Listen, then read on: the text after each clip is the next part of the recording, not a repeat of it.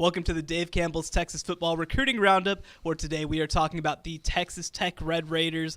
Now, the class of 2020 is officially complete. Texas Tech finishes with the number 49 national class per 247 Sports, number 7 in the Big 12 with 4 kids already on campus, 15 signed with a letter of intent, and 2 transfers. We bring in, as always, Greg Powers from Next Level Athlete. Greg, thank you so much for joining us. Anytime, man. Love to talk a little bit about the Red Raiders right now and what they're doing on the recruiting trail. Yeah, well, let's start with sort of a big picture look at the 2020 class. So when you look across the board, again, top 50 class, number 7 in the Big 12, pretty good by sort of the last couple of years' standards. What kind of stands out to you about this class? Well, first off, they're always great at getting skill athletes into that program. That's something I don't feel like is going to change anytime soon, and Coach Wells there at Tech has done a pretty good job of continuing that trend. At the top of their power rankings, I guess you would say, for that 2020 cycle, you have Loic Fonji, who's a tremendous big wide receiver who can stretch the field vertically. He's rated 4 stars by every recruiting service out there. Great student away from the game, just a well-rounded football player that everybody out in West Texas is high on.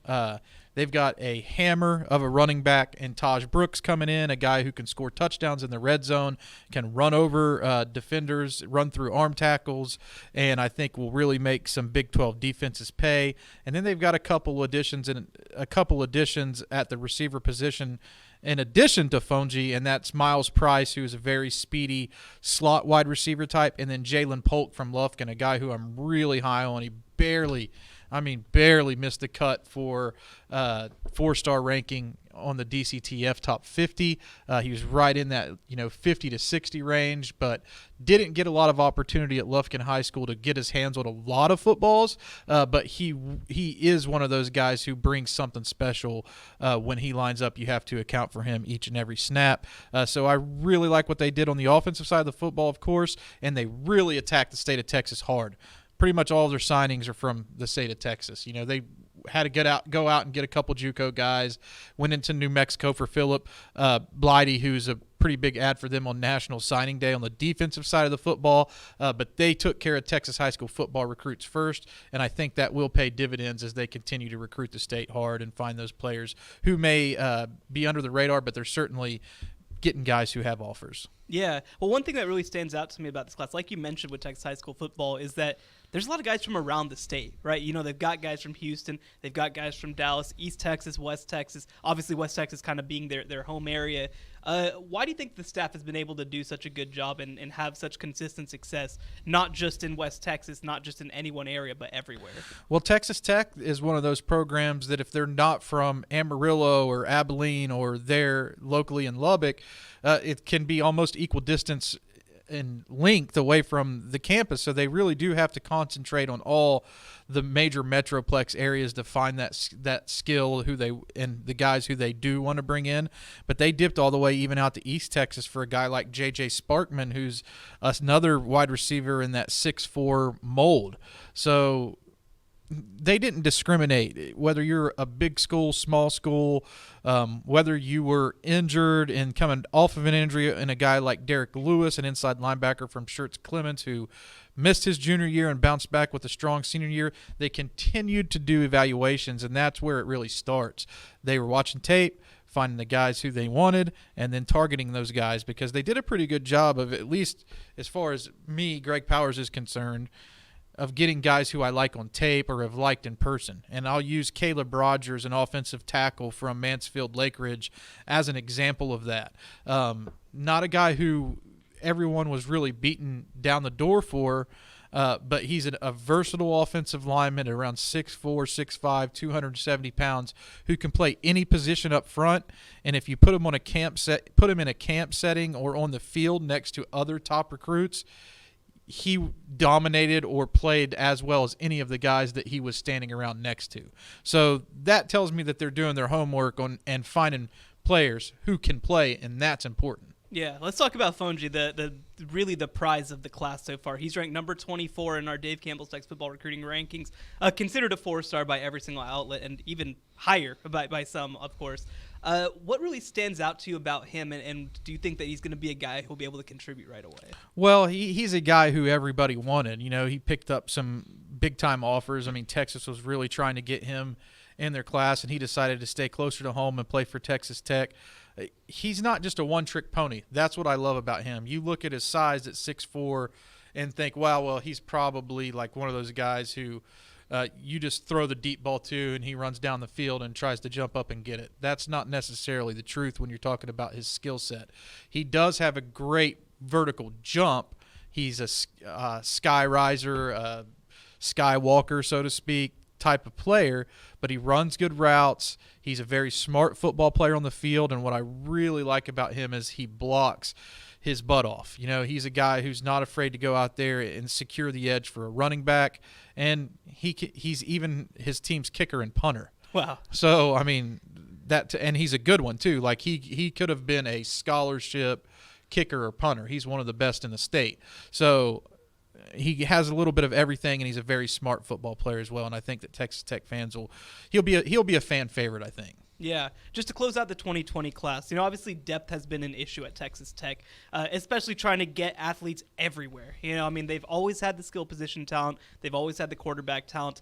How do you think that this class contributes to trying to create roster-wide depth for Texas Tech? Well, it starts up front for me, I think, especially when you're wanting to be successful and put up a lot of wins on Saturdays. And I think they have met some of those needs through the JUCO ranks, because I look at a guy like Ethan Card, listed at 6'8", 325 pounds, coming in from Coffeyville, Kansas, one of those top JUCO programs across the country, is a guy who can come in and contribute immediately. He's already on campus as an early enrollee. And then you have to replace some guys at linebacker too this year that they're going to be losing. And you look at Krishawn Merriweather, another guy from the Kansas JUCO ranks, Garden City, who won the national championship a couple seasons ago and has been coached by one of the top junior college coaches in the entire country. So those are two guys that I would look to add depth on either side of the ball right away. And those are the type of guys I think that you need as a new coach. Just going into year number 2, how do I fix my program? It's with these type of guys who can come in and contribute right away. That's how you have to do it. Sprinkle in a few transfers here and there possibly by the time the season rolls around, and maybe you're starting to see quite a difference. But they do return, as you know from covering them closely, they do return some players that will be pretty good in 2020. Definitely. Well, let's move on to the class of 2021. 3 commits so far for Texas Tech in the class of 2021. 2 4-star commits per 247 Sports. The prize of the class so far, Barron Morton, the quarterback from Eastland, Texas, ranked one of the top quarterbacks in the country. When you look at Barron, first of all, what do you kind of see from him as a player, and how big will he be just in terms of putting together this class? Well, Barron Morton is one of those guys who's in that discussion to be one of the top rated quarterbacks in the entire state.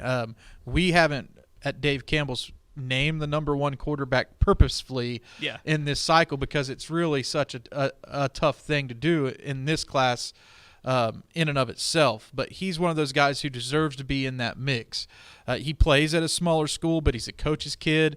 He's very smart. He's very cerebral. He came out to the Next Level Athlete Texas Top 100 camp in January, and he was one of the top 2 quarterbacks at the event. He was narrowly defeated by Caden Salter for the MVP award there, so he finished second, which kind of tells you the type of talent he has, because that camp was loaded up with about 10 guys who were on that equal plane skill-wise. But what I love about his game is that he processes so quickly, and he's the pick-you-apart type of quarterback. He's the type of quarterback who makes those quick reads and finds the open man and lets his receivers do a lot of work. And when you're running that offense, I think that that's something that's going to be very important. He's a team leader type as well. And when you can start off your 2021 class with a known commodity at the quarterback position, it only makes recruiting all those other positions that much easier. Yeah, well, and you look at his offer list. Baylor, Texas A&M, USC, some of the biggest programs in the country already, and Texas Tech has a kid from their backyard already in hand. When you look at this class, 2021, it's still very early, still offers going out, but are there some guys that maybe we should keep a look at for Texas Tech? Jaron Bradley from John Paul II, who put up a ton of numbers and great statistics last year, went for well over 1,000 yards, and I can't remember what his reception total was, but it was like some insane amount that is an eye-popping type of number. So he's a guy who's used to having his hands on the football, and you can just kind of look at the cookie crumbs now and what they're doing at receiver, because we said Sparkman 6'4 plus. Fonji, 6'4 plus. Jaron Bradley, 6'5. They're going to have a formidable outside receiver grouping in Lubbock going forward, and those guys are going to be hard to match up against. We saw the problems that the big Texas receivers gave a school like Oklahoma trouble. Texas Tech is going to have those guys, and they're not only big, they can run. So I think that's important going forward to see that they value a bigger receiver who can stretch the field. When you look at what Texas Tech has been able to do now, basically coming up on a year of Matt Wells with the program, how would you kind of evaluate where he is now? How is the staff done building relationships and recruiting the states? Well, that was to be honest with you, that was like a point of concern I had coming in. They didn't hire a lot of Texas-based coaches or coaches who came up through the Texas high school football ranks right out of the gate, and we even talked about it in our offices. Are they going to be able to flex their muscle in the state of Texas? Because Texas Tech's a pretty good program, and recruiting in the state of Texas has always been, their sweet spot. Are they the type of program who could go out and recruit nationally or recruit into some of these areas that we wouldn't typically think of as Texas Tech fertile recruiting grounds? We didn't know. Well, we don't have to worry about that anymore. They've proven that they can recruit in their home state, which I think was very important for them to establish that. And I think it goes a long way with the decision makers in the state. I've had some very candid conversations with some of the top coaches in the state of Texas, and they all know that Texas Tech took care of Texas. They all know how many players each one of these schools signed from Texas, and they know that Texas Tech was one of the leaders in that. As a matter of fact, Texas Tech and Texas were the two programs who led the charge for keeping in-state talent at home this year. And trust me, all the Texas high school coaches know it. Yeah. Well, I'll close out with this. When I made a trip to Lubbock to go watch, I think it was Texas Tech versus Oklahoma State, 11 a.m. start, really early game. After the game, Matt Wells was talking to me about how many guys from the state of Texas drove up in the morning to get there. He says, and they say that we can't recruit to Lubbock. All right.